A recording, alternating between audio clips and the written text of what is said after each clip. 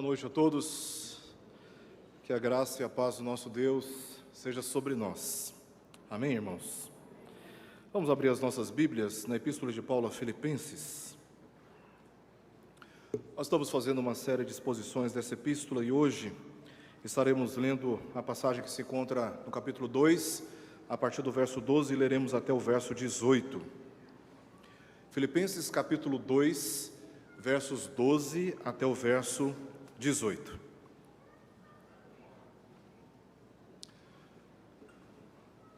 Epístola de Paulo a Filipenses, capítulo 2, versos 12 ao verso 18. Diz assim: Assim, pois, amados meus, como sempre obedecestes, não só na minha presença, porém muito mais agora, na minha ausência, desenvolvei a vossa salvação com temor e tremor, porque Deus é quem efetua em vós tanto o querer como o realizar, segundo a sua boa vontade. Fazei tudo sem murmurações nem contendas, para que vos torneis irrepreensíveis e sinceros, filhos de Deus inculpáveis, no meio de uma geração pervertida e corrupta, na qual resplandeceis como luzeiros no mundo, preservando a palavra da vida, para que no dia de Cristo eu me glorie de que não corri em vão, nem me esforcei inutilmente. Entretanto, mesmo que seja eu oferecido por libação sobre o sacrifício e serviço da vossa fé, alegro-me e com todos vós me congratulo.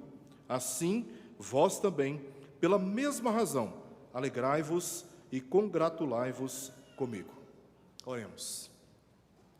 Senhor, te agradecemos pela tua palavra, Senhor, e pelo poder que ela exerce sobre nós, para nos salvar e também para nos santificar. Nos colocamos diante da tua presença reverentemente, em culto, em adoração, e desejamos ouvir a tua voz, porque reconhecemos a necessidade de sermos por ti transformados de dia em dia, até aquele dia em que teu Filho haverá de se revelar nos céus, gloriosamente para nos buscar. Ajuda-nos para tanto. Nós oramos assim, Senhor, em nome de Jesus. Amém. Meus irmãos, quando se trata de disciplinas espirituais, existem duas escolas de pensamento na literatura teológica. Uma vai dizer que nós dependemos e carecemos da graça de Deus para a nossa salvação, mas no tocante à nossa santificação, precisamos confiar nas nossas obras.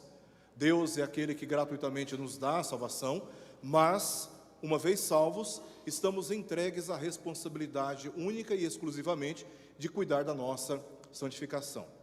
A outra escola de pensamento, quando se trata de disciplinas espirituais, diz que somente Deus nos amadurece e nos torna santos. Esta é uma obra soberanamente divina, a nossa santificação.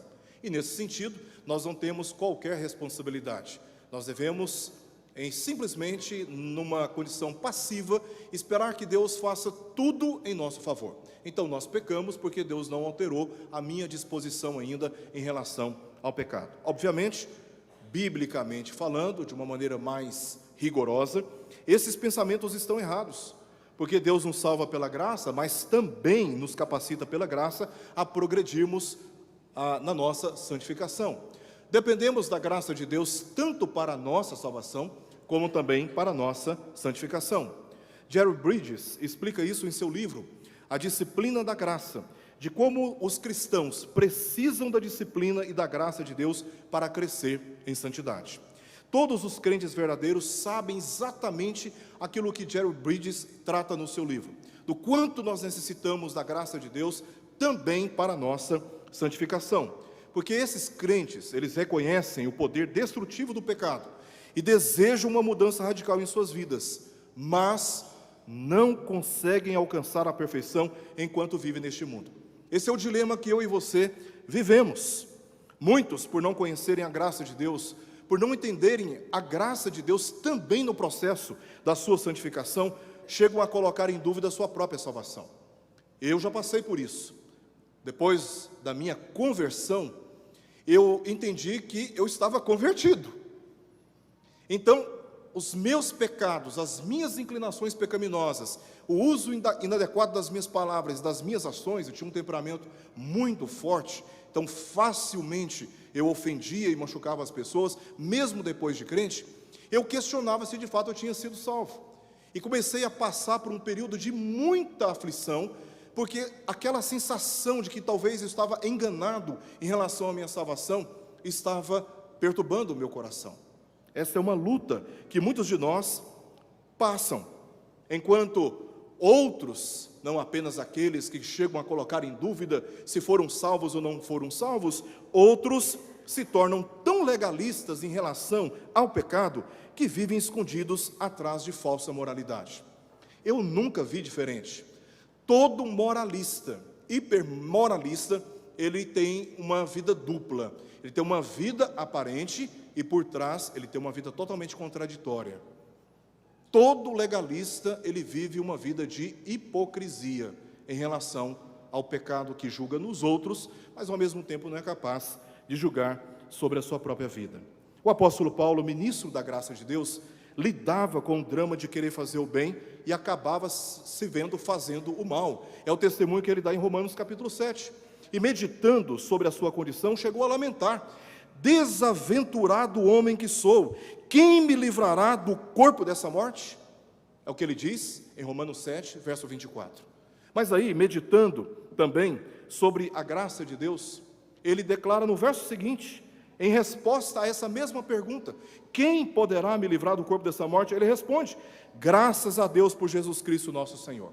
Isso está no verso 25, porque Jesus é o agente da graça, que intercede por nós quando nós pecamos. Este é o testemunho de João na sua epístola, no capítulo 1, verso 2, no capítulo 2, verso 1 e verso 2, que quando pecamos, Jesus, que faz propiciação pelos nossos pecados, ele intercede por nós na presença do Pai como um verdadeiro advogado, o nosso advogado. Então, meus irmãos, é claro na teologia bíblica que nós carecemos da graça de Deus para a nossa salvação, mas também carecemos da graça de Deus para a nossa santificação. O texto que lemos nos chama a responsabilidade da nossa santificação, porque o pecado em nós enfraquece a nossa comunhão com Deus, e não apenas a nossa comunhão com Deus, enfraquece também a nossa comunhão uns com os outros. A igreja se enfraquece quando o pecado ele está presente e ele é tratado com tolerância. Então o apóstolo Paulo, de uma forma muito assertiva, ele traz aqui uma exortação a fim de fortalecer a unidade da igreja, a comunhão da igreja e a missão que a igreja tem de divulgar o evangelho. Ele sabia que se a igreja não se fortalecesse quanto à sua unidade com o Pai e uns com os outros, a missão que ela já estava participando com ele, é o que ele mesmo diz nos versos 3 e no verso 4 e verso 5 do capítulo 1, a igreja que já estava participando com ele da missão de levar adiante o evangelho de Jesus Cristo, se a igreja não fosse fortalecida em face do pecado e dos danos que ele poderia causar à sua unidade, essa missão poderia também ser comprometida. Eu chamo a atenção dos irmãos para duas argumentações que o apóstolo Paulo traz aqui nos versos 12 a 13, onde ele exorta para que desenvolvamos a nossa salvação, e nos versos 14 a 18, duas exortações adicionais. Vamos ver o que ele diz primeiramente sobre essa exortação de que temos a responsabilidade de desenvolver a nossa salvação, considerando a graça de Deus que exerce sobre nós. Meus irmãos, antes de entrarmos propriamente aqui no texto, é importante compreendermos, à luz das Escrituras, o processo da nossa salvação. Do ponto de vista da eternidade, nós já fomos salvos. Tínhamos uma dívida por causa do nosso pecado, e Jesus Cristo cancelou o escrito de dívida que constava de ordenanças, o qual nos era prejudicial. Jesus cancelou esse escrito de dívida, ou seja, uma vez salvos, salvos para sempre. E a segurança da nossa salvação não está nas nossas obras, a segurança da nossa salvação está no eficaz sacrifício do Filho de Deus, naquela cruz, naquele madeiro. Então, do ponto de vista da eternidade, do resultado final, nós já estamos salvos. E nesse sentido, somos em Cristo Jesus mais que vencedores. Mas, há uma outra perspectiva, é de que estamos, a partir da nossa salvação, da nossa conversão, estamos sendo educados na justiça. E essa é uma perspectiva progressiva, terrena, temporal da nossa salvação. Do ponto de vista da eternidade, do resultado final, isso já está resolvido. Até esse dia, estamos sendo reeducados. Nós éramos escravos do pecado, servíamos o pecado, andávamos de acordo com a lei do pecado que imperava, que dominava, que governava a nossa carne. Mas agora nós estamos debaixo da lei de Cristo e andamos segundo a sua justiça. E é nesse sentido, meus irmãos, que estamos sendo reeducados. Precisamos aprender a pensar biblicamente, a falar biblicamente, a proceder biblicamente, a reagir biblicamente. Precisamos ter sentimentos que glorificam a Deus. Nós precisamos ser reeducados em todas as dimensões da nossa vida. Esse é o processo da nossa santificação. E está aqui a palavra da verdade pela qual Jesus orou ao Pai no Getsêmani antes de ser preso pelos soldados do Sinédrio, pedindo que pela palavra fôssemos santificados. A palavra é poderosa para nos educar na justiça. E do ponto de vista do futuro, passado, presente e do futuro, nós seremos salvos. Nós somos justificados dos nossos pecados, estamos sendo agora educados na justiça, mas quando Jesus vier, nós desfrutaremos plenamente da justiça que Cristo cumpriu na cruz do Calvário, em meu e no seu lugar. Essa é a perspectiva escatológica. Nós aguardamos o dia da nossa redenção. Espiritualmente já fomos convertidos, transformados, mas do ponto de vista do nosso corpo, que ainda padece os danos do pecado, meus irmãos, quando Cristo voltar, não haverá mais a presença do pecado, estaremos plenamente prontos para desfrutarmos dos prazeres e das delícias que Ele tem preparado para nós por causa das conquistas de Jesus na cruz. No capítulo 1, verso 6, lemos o apóstolo Paulo dizendo: eu estou plenamente certo de que aquele que começou a boa obra em vós há de completá-la até o dia de Cristo Jesus. Veja como Paulo percebe, como ele raciocina a nossa salvação. Jesus, Deus em Cristo começou uma obra em nós, e essa obra está em progresso, essa obra está em andamento, e Ele espera que esta obra, segundo o apóstolo Paulo, complete no dia de Cristo. Então, até esse dia, enquanto estivermos neste mundo, estaremos sendo educados na justiça. Este é o processo da santificação que Paulo se referiu ao exortar os crentes aí no verso 12. Assim, pois, amados meus, como sempre obedecestes não só na minha presença, porém muito mais agora na minha ausência. Aí vem o tom mais forte da passagem. Desenvolvei a vossa salvação com temor e com tremor. Não é suficiente conhecer o Evangelho. Não é suficiente entender o Evangelho. Não é suficiente participar dos cultos, ouvir a palavra de Deus, participar de congressos, ler livros, fazer cursos e acumular informações. É suficiente, a partir do conhecimento do Evangelho, atender o Evangelho. É importante considerarmos o contexto que Paulo está tratando aqui. Em que sentido Paulo, ou em que contexto Paulo está trazendo essa exortação à igreja? Paulo estava tratando da desunião dentro da igreja. É por isso que ele diz, no capítulo 1, verso 27, que ele preferia, se fosse possível, aguardar um pouco mais, e não ir para a presença de Cristo, para a presença do Senhor, mas ele gostaria de permanecer um pouco mais, para continuar investindo no progresso e gozo da fé daqueles cristãos. E esse progresso, segundo o apóstolo Paulo, deveria se expressar na unidade da igreja, verso 27 do capítulo 1. Então Paulo investe no progresso da fé e no gozo daqueles crentes, para que ainda mais aqueles crentes demonstrassem esse progresso na unidade da igreja.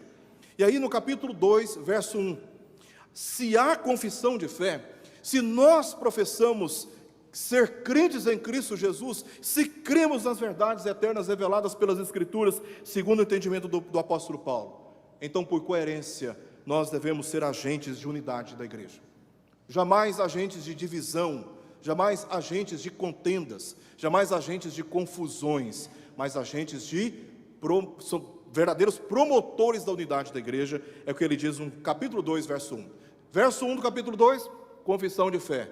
Aplicação, verso 2 do capítulo 2, investimento na unidade da igreja, porque a comunhão com Deus, ela é provada pela comunhão com a igreja. Nós não podemos dizer que estamos em comunhão com Deus se nós desprezamos a comunhão com a igreja, bem como não podemos dizer que estamos em comunhão com a igreja se nós desprezamos a comunhão com o nosso Deus. É nesse sentido que Paulo exortou para que cada cristão desenvolva a sua salvação especificamente pela prática da humildade nos relacionamentos e do serviço abnegado a favor da necessidade dos outros, capítulo 2, versos 3 e verso 4.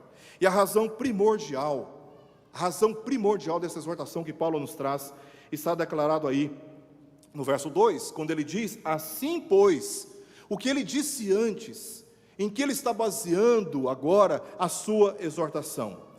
A razão por que Paulo está trazendo essa exortação à igreja, para que a igreja desenvolva a sua salvação, para que ela progrida no seu processo de santificação, está no fato de que Jesus, pelo seu testemunho, se colocou entre nós como servo, mas também como Senhor. Não foi apenas como um servo humilde, que para ser identificado pelos soldados teve que ser beijado por um dos seus discípulos, Judas Iscariotes. Jesus, ele não veio apenas como servo, ele veio para ser revelado como Senhor. E porque ele foi revelado como Senhor, aqui vimos que Jesus, como Senhor, de acordo com o próprio contexto, dos versos 9 ao verso 11, ele haverá de se revelar um dia, gloriosamente, e diante dele, todo joelho haverá de se dobrar e confessar que ele é o Senhor, que ele é o Senhor, para a glória de Deus Pai. Este contexto, ele determina o entendimento do verso 12 e do verso 13, porque Paulo diz que a nossa salvação deve ser desenvolvida, final do verso 12, com temor e tremor. E aqui o apóstolo Paulo, ele usa duas palavras gregas muito interessantes. A primeira é phobos, traduzida por temor. Phobos, quando nós dizemos assim, eu estou com uma fobia, nós estamos dizendo que estamos com medo. Então nós, segundo o apóstolo Paulo, devemos lutar, nós devemos nos esforçar pela nossa santificação com medo, com temor, porque Jesus está voltando. E todos os sinais nos nossos dias se concentram para cada vez mais alertar a igreja e alertar este mundo que esse dia se aproxima. Não podemos viver como aqueles que vivem à noite, subestimando o dia do Senhor. Jesus está voltando, e esta é uma verdade que não pode ser esquecida. Todos os sinais estão aí, meus irmãos, como trombetas sendo tocadas, chamando a nossa atenção, anunciando que o Filho de Deus está voltando. Então, nós tratamos a nossa salvação, segundo o apóstolo Paulo, devemos tratar com medo, com respeito. Nós só respeitamos aquilo que nós tememos. Sabendo que Jesus vem como reto juiz, nós não agimos e procedemos de qualquer maneira. Você não trata as suas responsabilidades no ambiente do seu trabalho, sabendo que em breve o seu patrão voltará para lhe pedir contas. Você vai ser cuidadoso em cada um dos seus procedimentos, porque você terá que prestar contas. Assim, com este temor, devemos tratar a obra da salvação que Deus começou em nós, e que juntamente com a graça de Deus, dependentes da graça de Deus, temos a responsabilidade de desenvolvê-la. Mas o apóstolo Paulo diz que deve ser com temor e também com tremor, e a palavra que ele usa agora é tromos em grego. Tromos é uma palavra que tem o sentido de uma insegurança, que é resultado de uma incapacidade. Eu me sinto incapaz para determinada tarefa, e porque eu me sinto incapaz para determinada tarefa, eu me sinto inseguro. Eu não confio em mim mesmo, eu não tenho segurança em mim mesmo, eu me sinto inseguro. Então, ao mesmo tempo que a nossa santificação deve ser conduzida pelo sentimento de profundo respeito, de temor, também deve ser por esse senso de incapacidade. A obra é muito grande, a responsabilidade é muito grande. Eu quero fazer o bem, mas eu acabo fazendo o mal. Eu tenho um alvo, mas eu não consigo alcançar esse alvo. Eu não consigo acertar. E aí eu tento uma vez, tento outra vez, peço perdão uma vez, peço perdão outro dia, peço perdão outro dia, confesso para um, confesso para outro. Chega a hora que a gente fala, Senhor, eu não estou dando conta. O que eu faço, Senhor? Eu quero acertar, eu quero andar como o Senhor deseja, mas eu não consigo. Meus irmãos, esse sentimento é saudável, porque não dependemos de nós mesmos, nós dependemos da graça de Deus. É por isso que a salvação, a obra da salvação que já recebemos por parte de Deus, deve ser tratada agora no processo da nossa santificação, movida por este sentimento de que eu sozinho não dou conta. Eu preciso de uma força externa, eu preciso de alguém que me ajude. Então, em breve, meus irmãos, todos nós estaremos diante de um Deus santo e em julgamento. E o conforto está no fato de que a nossa santificação é impulsionada pela graça de Deus, pois Ele exerce influência sobre a nossa vontade, produzindo em nós um sincero interesse e disposição para perseverar, agindo segundo a sua boa vontade. É isso que ele declara no verso 13. Meus irmãos, se nós tivéssemos apenas o verso 12, estaríamos em desespero. Mas nós temos o verso 13. O nosso consolo é o verso 13, onde diz, por quê? E aí está a razão do porquê devemos tratar a nossa santificação com respeito, com temor e também com esse senso de incapacidade. É porque Deus é quem efetua em nós tanto o querer como o realizar, o desejo de acertar. E as vitórias que nós temos na nossa vida cristã não são méritos nossos, é mérito da graça de Deus que se estende sobre aqueles que temem o nome do Senhor. E nós avançamos na vida cristã não por um esforço de justiça própria, mas por causa da justiça revelada em Cristo Jesus. E eu quero terminar, meus irmãos, apresentando duas exortações adicionais que Paulo traz aqui nos versos 14 ao verso 18. Todos nós sabemos que lidar com pessoas não é uma tarefa simples, pelo contrário, ela é complexa e prova as nossas emoções, e por que não dizer que lidar com pessoas também prova a nossa fé. O apóstolo Paulo está tratando aqui sobre relações eclesiásticas, como nós devemos conviver uns com os outros e nos tratar como irmãos em Cristo Jesus. Havia um problema dentro da igreja, que nós veremos um pouco mais adiante. O problema é que estava afetando toda a igreja, inflamando toda a igreja, e Paulo está preocupado com a unidade da igreja, e esse é o contexto. Paulo está tratando todas essas questões no contexto das relações interpessoais dentro da igreja. E esses versos 14 a 18, eles nos dão instruções específicas sobre como realizar essa boa vontade de Deus em nossas relações pessoais. Então, é Deus quem efetua em nós tanto o querer quanto o realizar. Realizar o quê? O proceder das nossas relações interpessoais dentro da igreja. Então, a primeira exortação que ele traz, adicional aqui, está aí no verso 14. Ele diz, fazei tudo sem murmurações nem contendas. Perceba que ele dá uma exortação, fazei tudo sem murmurações nem contendas, e começa no verso 15, para. Existe um propósito. Há uma exortação e há um propósito. Depois, no verso 16, a segunda exortação, preservando a palavra da vida, e aí de novo, para, existe um propósito. E assim, Paulo está estruturando duas exortações. A primeira, fazei tudo sem murmurações. Fazer tudo aqui, Paulo está se relacionando, está se referindo, com aquilo que ele disse no capítulo 2, versos 2 ao verso 4. Pensar a mesma coisa, ter o mesmo amor, ser unido de alma, tendo o mesmo sentimento, não agir com partidarismo, guetos, grupos, que disputam interesses entre si, ou vanglória, mas por humildade, considerando os outros superiores, e não tratar os nossos interesses pessoais primeiro, mas os interesses da coletividade, os interesses da igreja em primeiro lugar. Então Paulo está dizendo, olha, fazei tudo isto sem murmurações. Essa é a resposta. Como fazer tudo isso? Paulo está dizendo, é simples.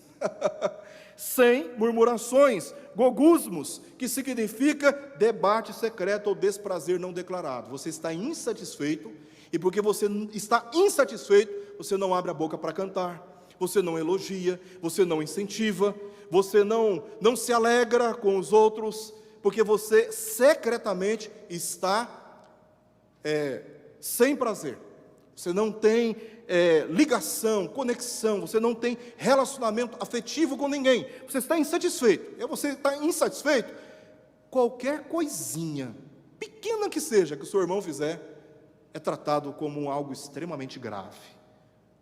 Paulo está dizendo, sem gurgusmos, sem murmurações, sem esses desprazeres secretos não revelados. Paulo poderia talvez estar se lembrando do comportamento dos israelitas, que durante a peregrinação, e ele fala isso em 1 Coríntios capítulo 10, que durante a peregrinação, enquanto Deus abençoava, enquanto Deus providenciava, enquanto Deus dava líderes piedosos, enquanto Deus guiava, enquanto Deus aquecia a noite, enquanto Deus cobria com uma nuvem do calor no deserto, o povo estava o tempo todo murmurando, e isto provocou a ira de Deus. Então fazei tudo isto sem murmurações. Em segundo lugar, nem contendas, contendas dialogismos, que significa disputas racionais. E essa palavra, dialogismos, usada por Paulo, é uma palavra tirada do contexto jurídico. Essa era uma palavra muito comum usada no contexto de disputas nos tribunais. Ao que tudo indica, a desunião dos crentes na igreja de Filipos estava terminando nos tribunais civis, onde recorriam para resolver as suas diferenças. Isso era tão comum que Paulo, em 1 Coríntios capítulo 6, tem que exortar a igreja de Corinto para não procederem assim, porque isso estava promovendo, no meio da sociedade, escândalos para o Evangelho. Sendo assim, a exortação aqui tem um sentido de que antes que o testemunho de Cristo pudesse ser eficaz à sociedade geral, os crentes precisavam resolver suas crises de relacionamentos no âmbito da própria igreja, assim como os judeus tratavam os seus problemas no sinédrio, não entre os romanos. Os judeus tinham um fórum jurídico onde eles tratavam as suas questões ali. Ao que tudo indica, os crentes estavam murmurando e disputando entre si, levando as suas causas para serem julgadas pelos incrédulos, e como resultado, não estavam dando bom testemunho e, portanto, não estavam resplandecendo como luzeiros do mundo, no meio de uma geração pervertida e também corrupta. Paulo diz no verso 15, para que vos torneis irrepreensíveis e sinceros, filhos de Deus, inculpáveis no meio de uma geração pervertida e corrupta, na qual a missão do crente santificado pela palavra de Deus é de ser como um luzeiro neste mundo.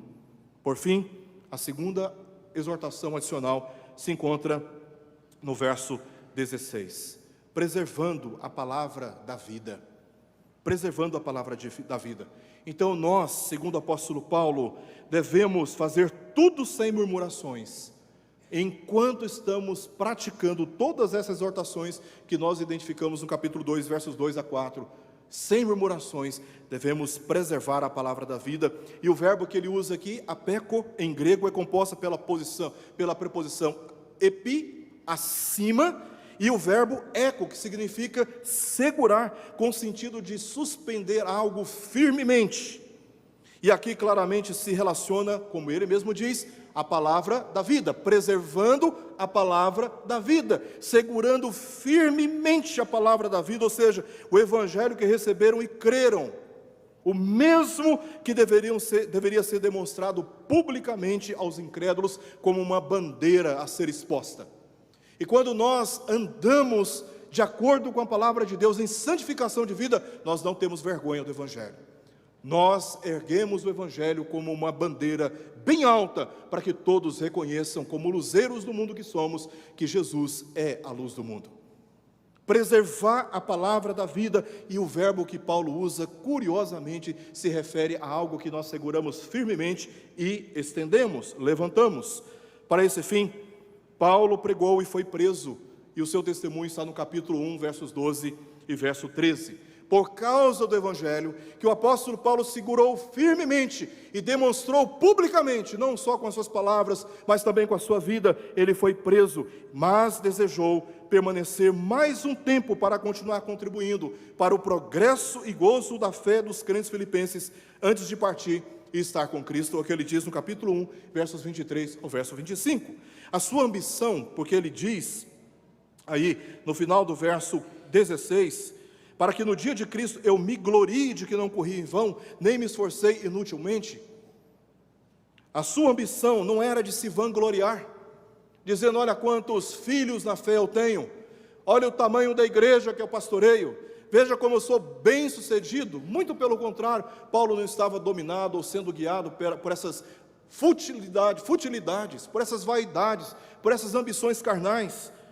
A sua ambição, na verdade, era de se alegrar no fato de que seus esforços e prejuízos sofridos no campo pessoal, suas renúncias, contribuíram para que eles, observando o seu exemplo de perseverança, se juntassem a ele rumo ao dia de Cristo. Versos 17, entretanto, mesmo que seja eu oferecido por libação sobre o sacrifício e serviço da vossa fé, alegro-me e com todos vós me congratulo, assim também, pela mesma razão, alegrai-vos e congratulai-vos comigo. Vivam o Evangelho de tal maneira que, mesmo sofrendo privações, prejuízos, sendo repudiado, sendo difamado, sofrendo com muitas renúncias pessoais, vivam o Evangelho, assim como eu estou vivendo, porque eu me alegro. Meus irmãos, o Evangelho é a causa da nossa vida na presença de Deus neste mundo. Nós não temos que nos envergonhar do Evangelho. Paulo não se envergonhava do Evangelho, e sofrendo por causa do Evangelho, ele se alegrava, e ele convida a todos a se alegrar juntamente com ele nesta missão. Então, o dia de Cristo se aproxima, e até lá temos que desenvolver a nossa salvação, fazendo tudo sem murmurações, e preservando a palavra da vida, rumo a esse grande dia, quando ao nome de Jesus se dobrará todo o joelho nos céus, na terra e debaixo da terra, e toda língua confesse que Jesus Cristo é Senhor, para a glória de Deus Pai. Eu quero terminar fazendo aqui algumas últimas considerações. Essa foi uma semana em que o mundo parou para olhar para cima, para contemplar a lua, em razão de um fenômeno chamado perigeu, que é quando a lua fica mais próxima da terra, se revelando maior e mais brilhante. Esse é um fenômeno que acontece a cada 2 anos.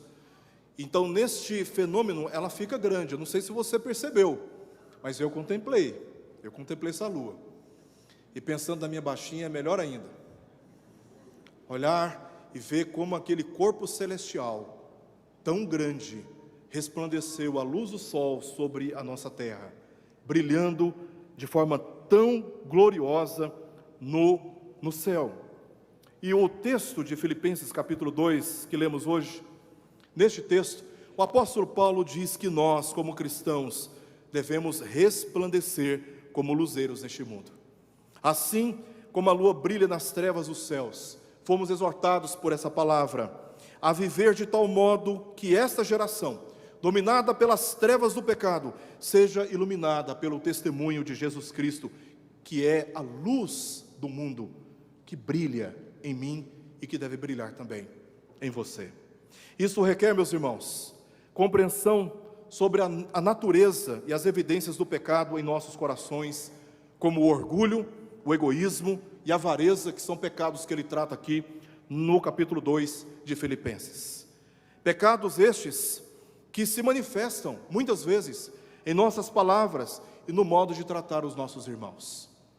Nós precisamos definitivamente deixar de olhar somente para uma categoria de pecados e começarmos a olhar para determinados pecados que estamos praticando entre nós e que fazemos vista grossa e não damos a devida atenção quanto ao poder destrutivo desses pecados nas nossas relações como igreja. Também buscarmos o apoio pastoral para que pecados sejam confessados e urgentemente tratados de modo bíblico.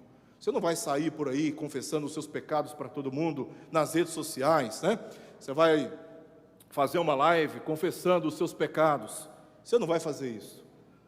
Mas você deve procurar alguém da sua confiança, e alguém que terá maturidade para ouvir o seu problema e vai proteger a sua privacidade e orientá-lo biblicamente.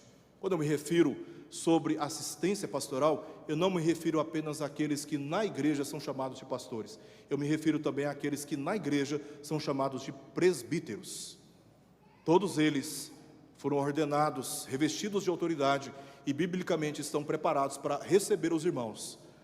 O importante é entendermos que pecados não podem ser subestimados.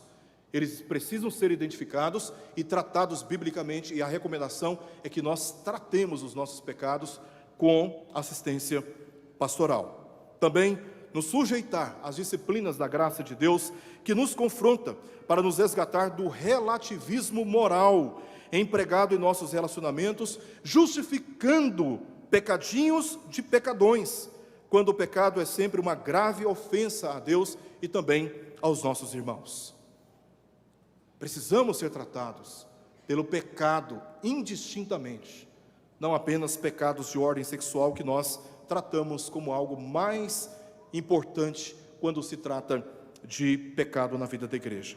Em quarto e em último lugar, antes de recorrermos à justiça comum, em busca de solução para litígio com outros crentes, devemos levar as causas ao conselho da nossa igreja para tratarmos os nossos conflitos entre nós e não perante os incrédulos, assim como o apóstolo Paulo orientou em 1 Coríntios capítulo 6. Paulo apelou aqui para o pensamento de Cristo nos versos anteriores, porque a nossa maneira de pensar está corrompida pelo pecado, e por isso pensamos de nós mesmos além do que convém. Pensamos que estamos isentos do pecado, não é à toa que o apóstolo Paulo diz em Gálatas capítulo 6, que vós que sois espirituais, quando flagrarem o irmão faltoso, que está cometendo algum pecado, deve corrigi-lo com espírito de brandura. E Paulo completa no verso 1 do capítulo 6, e guarda-te a ti mesmo, para não cometer o mesmo pecado. Todos nós fomos corrompidos pelo pecado. Todos nós precisamos ser tratados pela graça de Deus. Todos nós precisamos da graça do Senhor agindo em nosso lugar.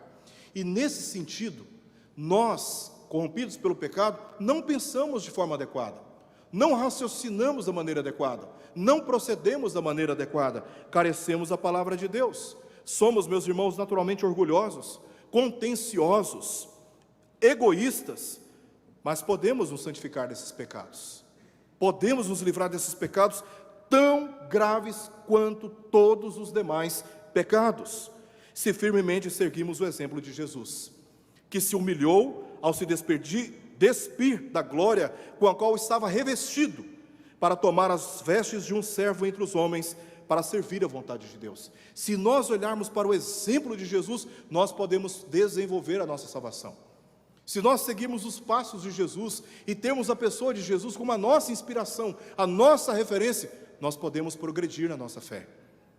Ele se entregou à morte por amor, recebendo sobre os seus ombros a iniquidade de todos nós, e mesmo ferido no horror que foi o seu sacrifício, sendo punido pela ira de Deus em nosso lugar, intercedeu pelo perdão que necessitávamos.